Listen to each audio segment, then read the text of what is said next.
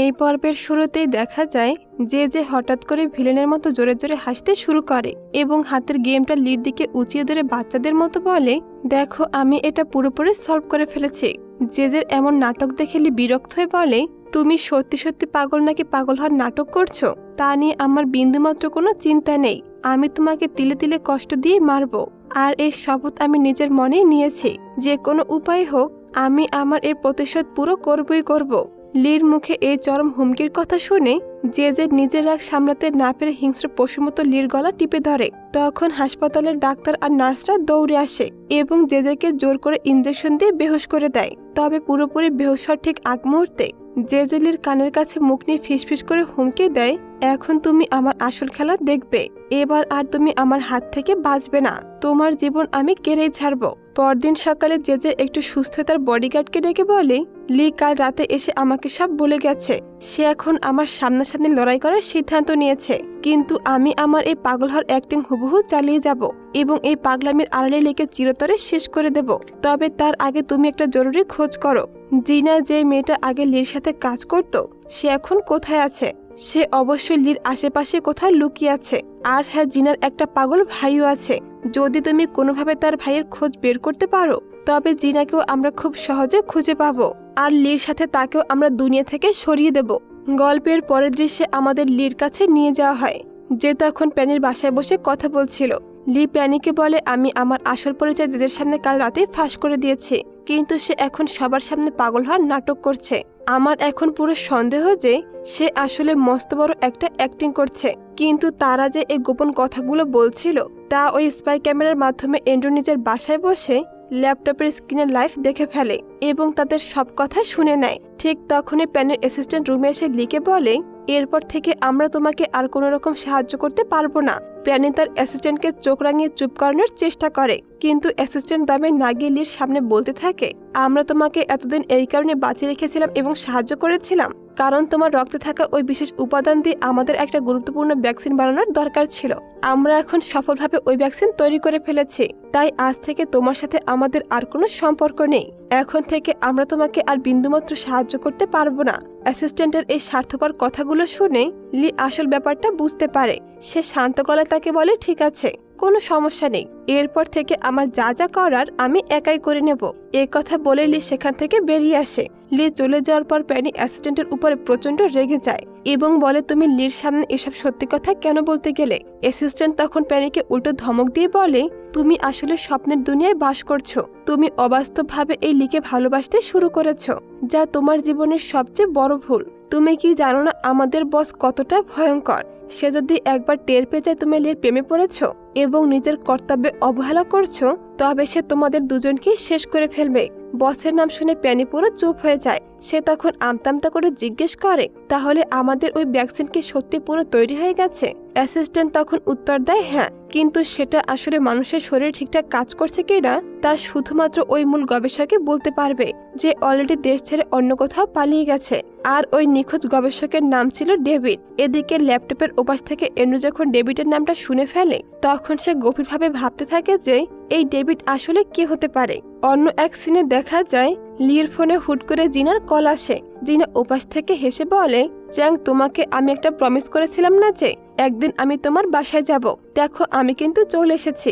আমি এই মুহূর্তে তোমার ঠিক বাসার বাইরে দাঁড়িয়ে আছি, আর আমাদের রাতের রান্না বান্নার জন্য বেশ কিছু বাজার সদাইও নিয়ে এসেছি। জিনার মুখে এই সারপ্রাইজের কথা শুনে লির মনে মনে ভীষণ খুশি হয়ে যায়।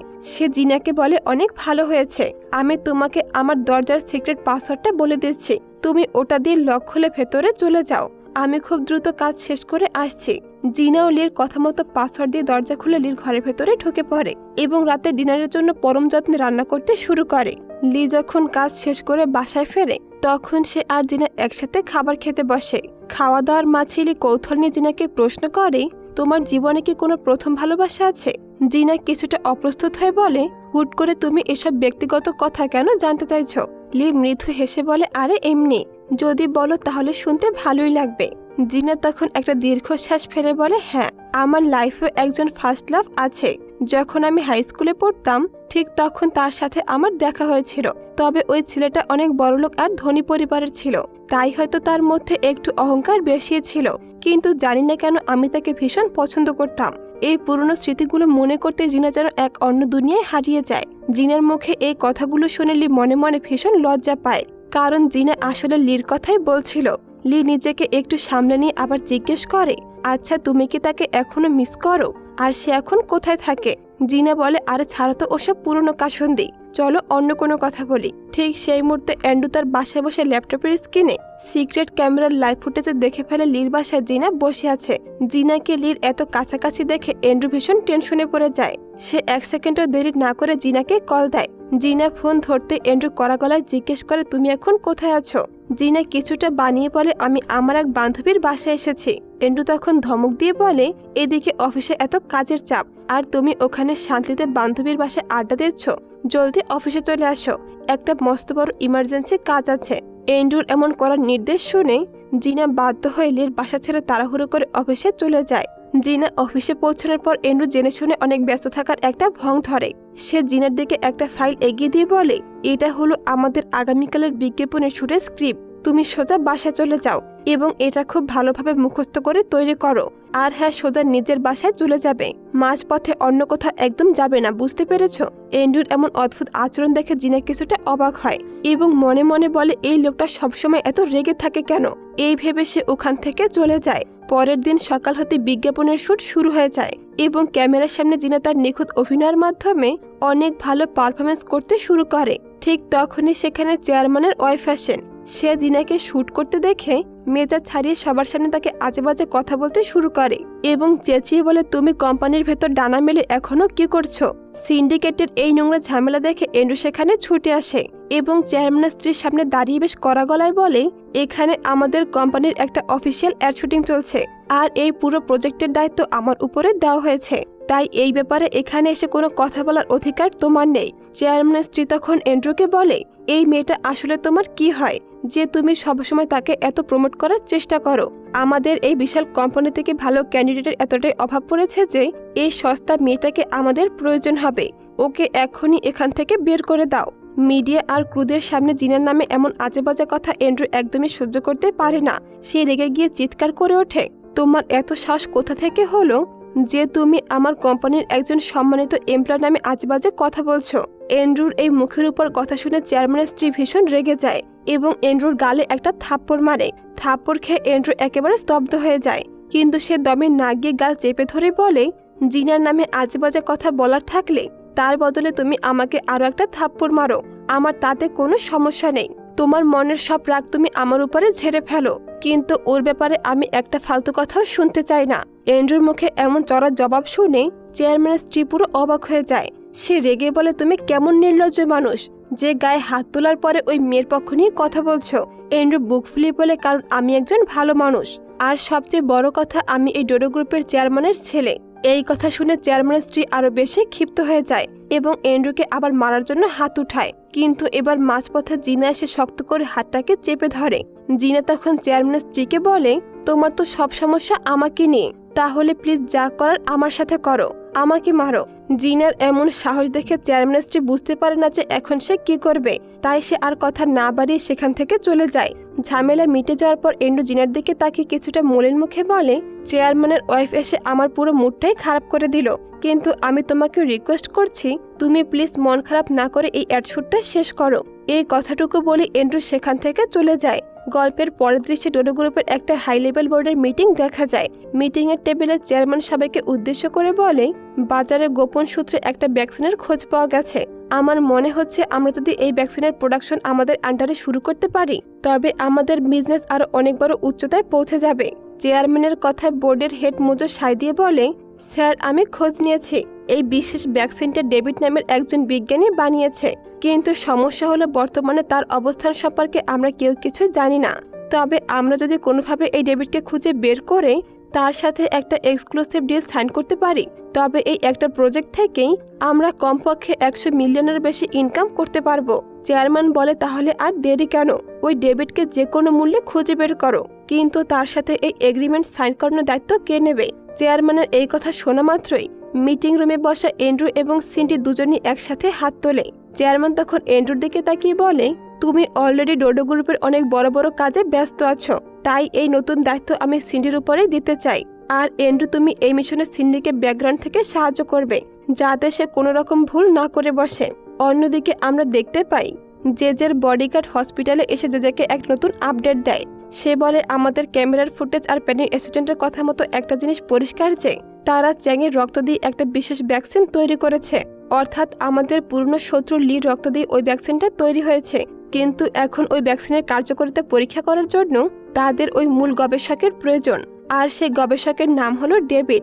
আর সবচেয়ে বড় টুইস্ট হলো ডোডো গ্রুপের তরফ থেকে এখন ওই ডেভিডকে খুঁজে বের করার দায়িত্ব দেওয়া হয়েছে সিন্ডি আর লির উপরে।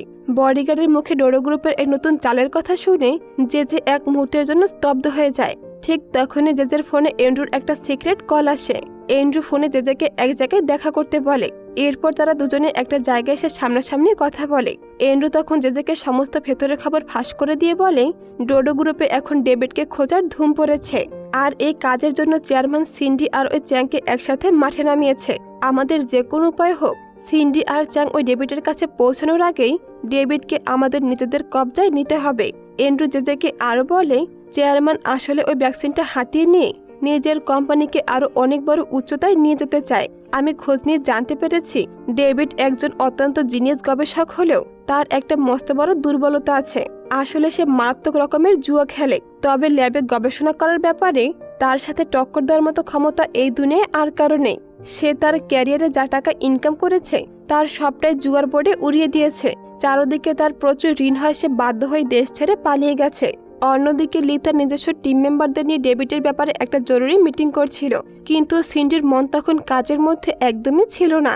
সে লির কাজের কথা শোনার বদলে এক দৃষ্টিতে শুধু ওর দিকেই তাকিয়েছিল। সিন্ডি নিজেই নিজের মনের ভাব বুঝতে পারছিল না যে লির জন্য তার ভেতরে এই অদ্ভুত ফিলিংসটা আসলে কেন হচ্ছে।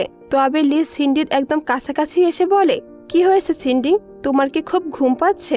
সিন্ডি কিছুটা অপ্রস্তুত হয়ে বলে, আরে না না। আচ্ছা চ্যাং, তুমি বলো আমরা ওই ডেভিডকে কিভাবে নিজেদের জালে বন্দি করব।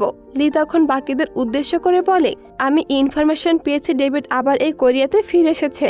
আমাদের একমাত্র মিশন হলো তাকে খুঁজে বের করা এবং যে কোনো উপায় কোম্পানির ওই অফিসিয়াল কন্ট্যাক্ট পেপারে তার একটা সাইন করিয়ে নেওয়া, তবেই আমাদের এই প্রজেক্টটা 100% সফল হবে। ঠিক তখনই ওই টিমে থাকা গ্রে নামে একজন মেম্বারের ফোনে একটা রহস্যময় মেসেজ আসে। মেসেজের লেখা ছিল চ্যাংয়ের তৈরি করা সমস্ত কন্ট্যাক্ট ডিটেলস জলদি আমার কাছে পাঠিয়ে দাও। এই মেসেজটা আসলে কে পাঠাচ্ছিল আর এর পেছনে কি রহস্য আছে তা আমরা একটু পরেই জানতে পারবো। মিটিং শেষ হওয়ার পর সিন্ডি লিকে একটা রোমান্টিক কফি শপে নিয়ে যায়। সেখানে লির মুখোমুখি বসতেই সিন্ডির মনের ভেতর এক অন্যরকম দোলা দেয়। তার চোখ মুখ দেখে স্পষ্ট বোঝা যাচ্ছিল যে সে সত্যি মনে মনে লিকে ভীষণ ভালোবাসতে শুরু করেছে। ওদিকে এন্ড্রু তার ঘরে বসে প্যানির বাসায় লাগানো স্পাই ক্যামেরার লাইভ ফুটেজ দেখছিল। ঠিক তখনই ল্যাপটপের স্ক্রিনে দেখা যায় প্যানির অ্যাসিস্ট্যান্ট প্যানিকে বলছে, আমি ডেভিডের একদম তাজা খবর পেয়েছি। সে এই মুহূর্তে শহরের রয়্যাল হোটেলে এসে আত্মগোপন করেছে। সিন পরিবর্তন হয়ে আমাদের দেখানো হয় সেই গ্রের আসল রূপ। গ্রের হাতে তখন লির তৈরি করা সেই সিক্রেট কন্ট্যাক্ট পেপারের একটা জেরক্স কপি ছিল, যা নিয়ে সে সরাসরি এন্ড্রু ডেরা এসে হাজির হয়। এখান থেকেই পরিষ্কার হয়ে যায় যে গ্রে আসলে লি টিমে থাকা একটা ঘরের শত্রু বিভীষণ। সে টাকার লোভে এন্ড্রুর হয়ে গুপ্তচর বৃত্তি করছে। এন্ড্রু তাকে আগে থেকে প্রমিস করিয়েছিল যে সে এই কাজ ঠিকঠাক করতে পারলে তার স্যালারি 20% বাড়িয়ে দেওয়া হবে, আর এই লোভে পড়ে সে লিড টিমের সমস্ত খবর এন্ড্রুর কাছে পাচার করে দেয়। অন্যদিকে জেলের ভেতরে থাকা কয়েদিদেরকে দেখানো হয় তাদের একটু বিনোদন বা গেম খেলার জন্য লকআপ থেকে বের করা হয়। তখন ববি আর তার গ্যাং নাথানকে দেখতে পায় এবং সম্মানের সাথে মাথা নিচু করে দাঁড়িয়ে পড়ে। কিন্তু নাথান এখন পুরোপুরি বদলে গেছে। সে ববিকে এড়িয়ে গিয়ে বলে, এখন আমার তোমাদের মতো গুন্ডাদের আর কোনো প্রয়োজন নেই। আমি নতুন করে আর কোনো ঝামেলায় পড়তে চাই না। দয়া করে তোমরা আমার থেকে একটু দূরেই থাকো। ববি তখন নাথানের পথ আটকে ইমোশনাল হয়ে বলে, তুমি আমাদের এভাবে তাড়িয়ে দিও না। তোমাকে এখানে কে পাঠিয়েছে? তোমার পেছনে সূক্ষ্মভাবে চক্রান্তের জাল কে বিছিয়েছে তার সমস্ত সত্যি খবর আমি জানি। ববির মুখে এমন কথা শুনে নাথান পুরো চমকে যায় এবং মনে মনে ভাবে ববি তাকে এখন কি এমন বড় সত্য জানাতে চলছে। পরের দৃশ্যে দেখা যায় লি ইতিমধ্যে খবর পেয়ে গেছে ডেভিড রয়্যাল হোটেলে লুকিয়ে আছে। তাই সে তার পুরো টিমকে নিয়ে সে হোটেলে এসে পৌঁছায়। লি তার টিমকে গাইড করে বলে, আমাদের প্রথমে এই হোটেলের সাধারণ কাস্টমার সাথে ডেভিডের একটু কাছাকাছি যেতে হবে এবং তার সাথে বন্ধুত্ব জমানোর চেষ্টা করতে হবে, আর সুযোগ বুঝে আমাদের বিজনেসের কন্ট্যাক্টটা তার সামনে তুলে ধরবো। আর এখানে প্রথমবার সবার সামনে বিজ্ঞানী ডেভিডের এন্ট্রি হয়। সে হোটেলের এক কোনায় বসে বেশ আয়েশ করে গেম খেলছিল। ঠিক তখনই সেখানে ঝড়ের বেগে প্যানি এসে হাজির হয় এবং ডেভিডকে থ্রেট দিয়ে বলে, ভালো চাইলে ওই ভ্যাকসিনের আসল ফর্মুলাটা এখনই আমার হাতে তুলে দাও, অন্যথায় আমার বস কিন্তু তোমাকে জ্যান্ত কবর দিয়ে দেবে। ডেভিড তখন প্যানের হুমকি শুনে মোটেও ভয় পায় না, বরং সে হেসে বলে, আরে ওইসব ব্যবসার কথা বাদ দাও, কতদিন পর তোমার সাথে দেখা হলো, তুমি কেমন আছো? আর বাকি রইল আমার বানানো ভ্যাকসিনের ফর্মুলার কথা। শোনো প্যানি, যখন আমি ল্যাবে ওই ফর্মুলা তৈরি করেছিলাম তখনই আমি কম্পিউটারের সমস্ত ব্যাকআপ ফাইল আর হার্ড ডিস্ক পুরো পুড়িয়ে ছাই করে দিয়েছি, কারণ আমি খুব ভালো করে জানতাম যে আমার আবিষ্কৃত এই ফর্মুলার দাম বাজারে কোটি কোটি ডলার। তাই আমি কোনো প্রমাণই রাখিনি। এই পুরো ফর্মুলা এখন শুধু আমার মাথার ভেতরে সেভ করা আছে। এখন তুমিই বলো, তোমার বস কি নিজের ক্ষোভ মেটাতে এখন আমার মাথাটা কেটে ফেলবে? তাই একটু ধৈর্য ধরো। এই কথা বলে সে আবার নিজের খেলায় মগ্ন হয়ে যায়। প্যানি তখন লির সাথে গোপনে দেখা করে এবং বেশ চিন্তিত মুখে বলে, আমি যদি কোনোভাবে ওই ভ্যাকসিনের আসল ফর্মুলা জোগাড় করতে না পারি তবে আমার বস আমাকে কোনোভাবেই বাঁচতে দেবে না। লি তখন প্যানিকে সান্ত্বনা দিয়ে বলে, আমি এখানে ডোডো গ্রুপের অফিসিয়াল রিপ্রেজেন্টেটিভ হয়ে ওই ফর্মুলার জন্যই এসেছি। তুমি একদম টেনশন করো না। যদি ফর্মুলাটা আমি পেয়ে যাই তবে অবশ্যই সবার আগে তোমাকে জানাবো, কারণ তুমি তো আমাকে সে কঠিন সময় বাঁচিয়েছিলে।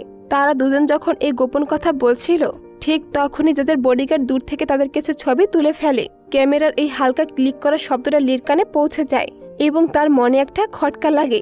লি চট করে শব্দ হওয়ার দিকে তীক্ষ্ণ নজরে তাকায়, কিন্তু বডিগার্ড দেয়ালের আড়ালে নিজেকে লুকিয়ে ফেলে। অন্যদিকে লির পুরো টিম তখন ডেভিডের উপরে নজর রাখছিল। তারা লক্ষ্য করে যে লাউন্সে হালকা মিউজিক বাজতে দেখে ডেভিড নিজে গিয়ে অনেক সুন্দর করে পিয়ানো বাজাতে শুরু করে। সিন্ডি তখন সুযোগ বুঝে ডেভিডকে নিজের রূপের জালে আকর্ষণ করার একটা চেষ্টা করে।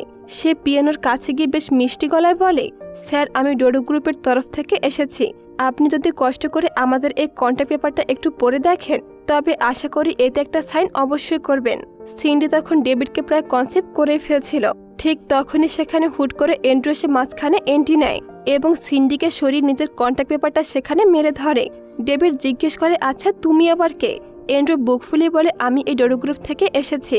ডেভিড তখন এন্ড্রু আর সিন্ডির দিকে তাকিয়ে উপহাস করে বলে, বেশ চমৎকার তো, একই কোম্পানি থেকে আমার কাছে দুটো আলাদা আলাদা কন্ট্রাক্ট এলো। তোমরা কি নিজেদের মধ্যে কোনো প্রতিযোগিতা করছো নাকি? আচ্ছা ঠিক আছে, তোমরা দুজনেই তোমাদের ফাইল দুটো আমার কাছে রেখে যাও, আমি পরে সময় করে এগুলো পরে সাইন করে দেব। এন্ড্রু সে তার এত সুন্দর তৈরি করার সুযোগটা হাত থেকে কেড়ে নেওয়ায় সিন্ডি মনে মনে এন্ড্রুর উপরে প্রচন্ড রেগে যায়। সিন পরিবর্তন করে আবার আমাদের জেলের ভেতরে নিয়ে যাওয়া হয়। ববি তখন নাথানের কাছে গিয়ে বলে, বস, তোমাকে এই মামলায় ফাঁসানোর পেছনে আসল মাস্টারমাইন্ড হলো ওই সাইকো জেজে। সে প্রতিটা পদে পদে তোমাকে বলির পাঠা বানানোর চেষ্টা করেছে। আর শুধু জেজে একাই নয়, তার সাথে চ্যাং নামের আরো একজন লোক ছিল যে আসলে জেজের হয়ে তোমার উপরে স্পাই করছিল। ববির কাছ থেকে এই মারাত্মক সত্যটা শোনার পর নাথান রাগে চিৎকার করে বলে, আমি ওই চ্যাং আর জেজের উপরে কতটা অন্ধের মতো বিশ্বাস করেছিলাম, অথচ দুজনে শেষ পর্যন্ত আমাকে ঠকালো। আমি জেল থেকে আগে বের হই, তারপর দেখো আমি ওদের কি হাল করি। এদিকে আমরা ডেভিডকে দেখতে পাই। সে প্রথমে এন্ড্রুর দেওয়া সে কন্ট্যাক্ট পেপারটা খুলে পড়তে শুরু করে, কিন্তু সেখানে লেখা কঠিন কঠিন শর্তগুলো ডেভিডের মোটেও পছন্দ হয় না। এরপর সে লিড দেওয়া সেই ফাইলটা পড়ার জন্য খোলে, কিন্তু ফাইলটা খোলা মাত্র ডেভিড পুরো হতভম্ব হয়ে যায়, কারণ সে কন্ট্যাক্ট পেপারটা ছিল একেবারে ফাঁকা। ডেভিড বুঝতে পারে না যে এটা কিভাবে সম্ভব। ঠিক তখনই ওই ফাইলের ভেতর থেকে একটা দামি কলম নিচে পড়ে যায়। কাগজের ভেতর লুকানো কলমটা দেখে ডেভিডের মুখে হাসি ফোটে। সে মনে মনে লির এই বুদ্ধির প্রশংসা করে এবং সিদ্ধান্ত নেয় সে এন্ড্রুর বদলে লির এই ডিলেই সাইন করবে। সে তৎক্ষণাৎ লিকে নিজের রুমে ডেকে পাঠায় এবং বলে, তুমি এই পুরো কন্ট্যাক্ট পেপারটা এভাবে কেন খালি রেখেছ তা আমি খুব ভালো করে বুঝতে পেরেছি। তুমি আসলে আমার উপর নিজের কোম্পানি কোনো কঠিন শর্ত চাপিয়ে দিতে চাওনি। তুমি চেয়েছো আমি যেন নিজের পছন্দের শর্তগুলো এখানে লিখে কাজ করতে পারি, আর সেই অনুযায়ী তুমি কন্ট্যাক্ট বানাতে তৈরি। লি তখন ডেভিডের বুদ্ধির তারিফ করে বলে, আপনি একদমই ঠিক ধরেছেন স্যার, আমি ঠিক এটাই ভেবে এই খালি কাগজটা দিয়েছিলাম। ডেভিড তখন বেশ খুশি হয়ে বলে, আমার তো ঠিক তোমার মতোই একজন চতুর পার্টনারের প্রয়োজন ছিল। তোমার এই ইউনিক চিন্তাভাবনা আমার মন ছুঁয়ে গেছে। তাই এই খুশিতে তুমি কি আমার সাথে এক গ্লাস বিয়ার শেয়ার করবে? লি হেসে বলে, অবশ্যই। এরপর ডেভিড যখন লির জন্য ফ্রিজ থেকে বিয়ার আনতে যায় তখন লির চোখ পড়ে টেবিলের উপর রাখা একটা ডায়েরির দিকে। ডায়েরির পাতায় কিছু অদ্ভুত মিউজিক্যাল নোটস লেখা ছিল, যা দেখতে সাধারণ নোটসের মতো মোটেও ছিল না। ওটা দেখতে বেশ আজব লাগছিল। লি যখনই ওটাতে হাত দেয় তখন ডেভিড এসে লির হাত থেকে ডায়েরিটা কেড়ে নেয় এবং বেশ রাগী হয়ে বলে, আমার অনুমতি ছাড়া কেউ আমার পার্সোনাল জিনিসে হাত দিক তা আমি একদমই পছন্দ করি না। লি বলে, আই এম সরি স্যার, আসলে এই মিউজিক্যাল নোটসগুলো দেখতে একটু অদ্ভুত লাগছিল, তাই জাস্ট দেখছিলাম। ডেভিড তখন বলে, আচ্ছা ঠিক আছে, কোনো ব্যাপার না, আসলে আমি নিজেই এখন অনেক মেন্টাল টেনশনের মধ্যে আছি, তাই রাগের মাথায় তোমাকে কি বলে ফেলেছে কিছু মনে করো না। চলো এবার আমাদের আসল ব্যবসার কথা বলা যাক। ঠিক সেই মুহূর্তে ডেভিডের পার্সোনাল ফোনে একটা মেসেজের নোটিফিকেশন আসে। মেসেজটা দেখার জন্য লি সুযোগ বুঝে ওয়াশরুমে চলে যায়। লি ওয়াশরুমে ঢুকতেই ডেভিড তার ফোনের মেসেজটা খোলে। আসলে ওই মেসেজে এন্ড্রু একটু আগে বডিগার্ডের তোলা লি আর প্যানিসের ছবিগুলো পাঠিয়েছিল। তখন এন্ড্রু সরাসরি ডেভিডের ফোনে একটা কল দেয়। ডেভিড ফোন ধরতে এন্ড্রু ওপাশ থেকে বিষাক্ত সুরে বলে, তোমার রুমে এখন যে চ্যাং নামের ছেলেটা বসে আছে সে আসলে একটা মস্ত বড় ফ্রড। সে আর ওই প্যানি দুজনে মিলে একটা গোপন টিম বানিয়েছে। তুমি যদি ভুল করে ওই চ্যাংকে তোমার ভ্যাকসিনের ফর্মুলা দিয়ে দাও তবে সে সেটা প্যানির হাতে তুলে দেবে, আর তখন তুমি নিজের জীবন নিয়ে মস্ত বড় বিপদে পড়ে যাবে। এবার তুমি নিজেই ঠান্ডা মাথায় ভেবে নাও যে তুমি আসলে কার সাথে কন্ট্যাক্ট সাইন করতে চাও। এন্ড্রুর মুখে এমন মারাত্মক বেইমানির কথা শুনে এবং ওই ছবিগুলো দেখে ডেভিড পুরো আপসেট হয়ে যায়। আর ঠিক তখনই লি আবারও রুমে ফিরে আসে। তখন ডেভিড নিজেকে কিছুটা সামলে নিয়ে গম্ভীর গলায় বলে, আসলে চ্যাং এই মুহূর্তে আমার একটা ভীষণ জরুরি কাজ পড়েছে। ডেভিডের আচরণ হঠাৎ এমন বদলে যাওয়ায় লি কিছুটা অবাক হলে সে আর কথা না বাড়িয়ে সেখান থেকে চলে যায়। হোটেল থেকে বের হয়ে লি প্যানির সাথে দেখা করে এবং তাকে নিজের সন্দেহের কথা জানিয়ে বলে, প্যানি, আমার কেমন যেন দৃঢ় বিশ্বাস ডেভিডের ভ্যাকসিনের ওই আসল ফর্মুলা তার ওই মিউজিক্যাল নোটসের মধ্যেই আছে, কারণ সে আমাকে কোনোভাবে ওই ডায়েরিটা ধরতেই দেয়নি। আমার মনে হয় আমরা যদি কোনোভাবে ওই মিউজিক্যাল নোটসের খাতা হাতিয়ে নিতে পারি তবে এই ভ্যাকসিনের আসল ফর্মুলার খোঁজ পেয়ে যাব। কিন্তু তারা যখন গোপনে এই প্ল্যান করছিল তখন জেজের বডিগার্ড আড়াল থেকে এই সব কথা আড়ি পেতে শুনে নেয় এবং 1 সেকেন্ডও দেরি না করে ফোনের মাধ্যমে এন্ড্রুকে সবকিছু ইনফর্ম করে দেয়। বডিগার্ডের থেকে এই খবর পেয়ে এন্ড্রু চাল খাটি তার পার্সোনাল অ্যাসিস্ট্যান্টকে ডেকে বলে, তুমি একটু গ্রের সাথে কন্ট্যাক্ট করো, তাকে বলো আমাদের জন্য এই শেষ কাজটা করে দিতে, তাহলে আমি তাকে কোম্পানির তরফ থেকে অনেক বড় একটা পার্টনারশিপ এগ্রিমেন্ট দেব। এন্ড্রুর অ্যাসিস্ট্যান্ট তখন গোপনে গ্রের সাথে দেখা করে এবং তার হাতে একটা লিকুইড ড্রপ দিয়ে বলে, তুমি যে কোনো উপায়ে এই ড্রিঙ্কটা নিয়ে চ্যাংকে পান করাও। এই কথা শুনে গ্রের বুকটা কেঁপে ওঠে। সে ভয়ে কাঁপতে কাঁপতে বলে, না না, আমি এসবের মধ্যে নেই, এটা কি ড্রিঙ্ক, এতে আবার বিষ মেশানো নেই তো, আমি কাউকে খুন করতে পারবো না। অ্যাসিস্ট্যান্ট তখন তাকে আশ্বস্ত করে বলে, আরে পাগল নাকি, এতে কোনো বিষ নেই, এটা শুধু করা একটা বেহুশ করার ঔষধ। তোমার কাজ শুধু চ্যাংকে এটা খাইয়ে বেহুশ করা, আর বাকি যা করার তা আমরাই সামলে নেব। গ্রের লোভ তখন ভয়কে জয় করে নেয়। সে ওই ড্রাগ মেশানো ড্রিঙ্কটা নিয়ে সোজা লি রুমে চলে যায় এবং তাকে বেশ খাতির করে ড্রিঙ্কটা অফার করে। লি তখন গ্রের দেওয়া ওই ড্রিঙ্কটা পান করে এবং কিছুক্ষণের মধ্যেই মাথা ঘুরে বেহুশ হয়ে পড়ে যায়। লি পুরোপুরি জ্ঞান হারানোর পর এন্ড্রুর অ্যাসিস্ট্যান্ট গোপনে লির রুমে ঢোকে এবং লির হাতের আঙুল ব্যবহার করে তার নকল ফিঙ্গারপ্রিন্ট চুরি করে নেয়। আসলে তাদের মূল প্ল্যান ছিল বডিগার্ড ডেভিডের রুমে গিয়ে তাকে মেরে বেহুশ করবে এবং ঘর থেকে ওই মিউজিক্যাল নোটসের ডায়েরিটা চুরি করে এনে এন্ড্রুর হাতে তুলে দেবে। আর কাজ শেষ করে ওই চুরি করা ফিঙ্গারপ্রিন্ট ডেভিডের মোবাইল আর রুমের জিনিসপত্রে লাগিয়ে দেবে, যাতে পুলিশের কাছে এটা পানির মতো পরিষ্কার হয়ে যায় যে চ্যাংই ডেভিডকে মেরে ওই মিউজিক্যাল নোটসটা চুরি করে পালিয়েছে। পরিকল্পনা অনুযায়ী বডিগার্ড তখন ডেভিডের রুমে যাওয়ার জন্য উৎপাতে। যখন ডেভিড কিছুক্ষণের জন্য রুম থেকে বাইরে বেরিয়ে গিয়েছিল ঠিক তখনই বডিগার্ডের মনে পড়ে যায় জেজের দেওয়া সেই আসল ও ভয়ঙ্কর নির্দেশের কথা। যে বডিগার্ডকে গোপনে বলেছিল, এন্ড্রু যা বলছে বলুক, ডেভিড যখনই রুমে আসবে তখন তাকে শুধু মেরে বেহুশ করার বদলে তার জীবনটাই চিরতরে শেষ করে দেবে, আর এই পুরো খুনের দায়টা গিয়ে পড়বে চ্যাংয়ের উপর। এভাবে আমরা 1 তীরে 2 নিশানা শিকার করব, কারণ একদিকে আমরা এই ফর্মুলা পেয়ে যাব আর অন্যদিকে মার্ডারের কেসে ফেসে চ্যাংও সারা জীবনের জন্য জেলে পচে মরবে। বডিগার্ড তখন জেজেকে বলছিল, স্যার এন্ড্রুকে তো আপনি এই মরণ ফাঁদের প্ল্যানটা কিছুই বলেননি। তখন জেজে জবাব দেয়, আরে ওই বাচ্চার কথা বাদ দাও, সে আমাদের কিছুই করতে পারবে না, সে নিজের ফায়দা নিয়ে ভাবুক, আমরা আমাদের কাজ করব। বর্তমান দৃশ্যে দেখা যায় বডিগার্ড আগে থেকে ডেভিডের লাক্সারি রুমে এসে ওত পেতে লুকিয়েছিল। কিছুক্ষণ পর ডেভিড যখন দরজা খুলে নিজের রুমে পা রাখে অমনি বডিগার্ড পেছন থেকে এসে ডেভিডের মাথায় সজোরে আঘাত করে। রক্ত দেখে মনে হচ্ছিল সে হয়তো সেখানেই মারা গেছে। এরপর বডিগার্ড ঠান্ডা মাথায় ডেভিডের ফোনের উপরে লির সে চুরি করা ফিঙ্গারপ্রিন্ট ভালো করে লাগিয়ে দেয়। এরপর সে লির রুমে গিয়ে বেহুশ করা লিকে কাঁধে করে তুলে এনে ডেভিডের রুমের মেঝেতে ডেভিডের পাশে ভালো করে শুয়ে দেয় এবং লির অবশ হাতের মুঠে ওই রক্তমাখা ভারী স্প্যানারটা গুজে দেয়, যাতে পুলিশ এসে দেখা মাত্রই ভাবে যে লি নিজেই ডেভিডকে খুন করেছে। কাজ শেষ করে বডিগার্ড জেজেকে ফোন দিয়ে বলে কাজ 100% সাকসেসফুল। জেজে তো ফোনের ওপাশে খুশিতে আত্মহারা হয়ে যায়। গল্পের অন্য এক দৃশ্যে জিনাকে দেখা যায়। জিনা হাসপাতালে তার অসুস্থ ভাইকে দেখতে গিয়েছিল। তখন জিনার ভাই হুট করে বিছানা থেকে উঠে জিনাকে উত্তেজিত হয়ে বলে, জিনা আমি লিকে দেখেছি, আমি আমাদের লি স্যারকে দেখেছি।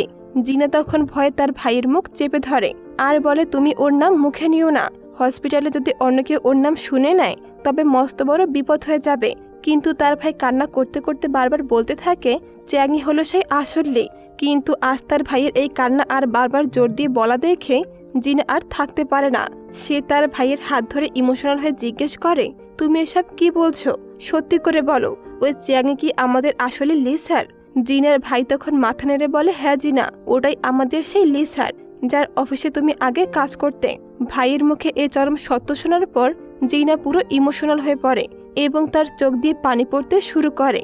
সে আর এক মুহূর্ত দেরি না করে কাঁপতে কাঁপতে তার ব্যাগ থেকে ফোনটা বের করে এবং লিকে কল দেয়। কিন্তু ওদিকে আমাদের বেচারা লি তখন ডেভিডের রুমের মেঝেতে ঔষধের ঘরে বেহুশ হয়ে পড়ে আছে। লির ফোনটা সাইলেন্ট মোডে স্ক্রিনে ভেসে উঠলেও তার ধরার মতো অবস্থা লির ছিল না। ঠিক তখনই মেজের উপর ডেভিডের হাতের আঙুলগুলো হঠাৎ করে নড়ে ওঠে আর তাতে বোঝা যায় যে বডিগার্ডের সে আঘাতের পর ডেভিড এখনো মরেনি। কিন্তু লির হুশ আসার কোনো লক্ষণই ছিল না। অনেক সময় পার হয়ে যাওয়ার পরও লি যখন ফোন ধরছিল না তখন জিনা মনে মনে চরম ভয় পেয়ে যায় যে লির আবার কোনো বড় বিপদ হলো না তো। সকাল হতে জিনা আর ঘরে বসে থাকতে পারে না। সে গাড়ি নিয়ে লির উদ্দেশ্যে রওনা হয়। পুরো রাস্তায় গাড়ি ড্রাইভ করতে করতে সে লিকে একের পর এক কল করতে শুরু করে, কিন্তু কোনো লাভ হয় না। যাওয়ার মাঝে কাহিনীর একটা ছোট্ট ফ্ল্যাশব্যাক দেখানো হয়, যেখানে জিনা তার পুরনো বিশ্বস্ত জনের সাথে কথা বলছিল। জিনা জনকে জিজ্ঞেস করেছিল চ্যাংকে নিয়ে।